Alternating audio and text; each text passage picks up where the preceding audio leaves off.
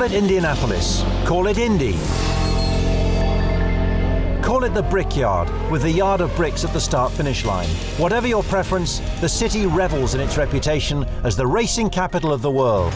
It's one of the most famous names in motorsport, with a history to match, dating back more than 100 years. Some of the greatest racers of all time have made their mark around its celebrated oval layout. The history here, you know, it's racing, and I mean, this is what it's all about. I'm always excited to be in Indianapolis 500 is held right here. It's the world's oldest racetrack still in regular use, a tribute to its passion for speed.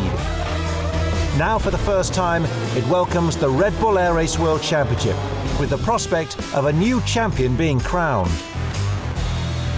There was the thought already at the beginning of the year, even before the season. That was our goal. I tried to imagine how it is to be world champion, but for now, I don't think too much about it, because I still want to have a surprise in it. If Doldra finishes the race ahead of his only rival Matt Hall in the first of the two back-to-back stops in America, he'll have an unassailable lead before Las Vegas. But Hall is in no mood to let that happen, going all out for a hat-trick of wins in 2016. The key is going to be not making a mistake on race day. The last mistake I made was in training one in Budapest. We've got a pretty clean slate in front of us. It's always easier to chase with a smile on your face than it is to look over your shoulder in fear.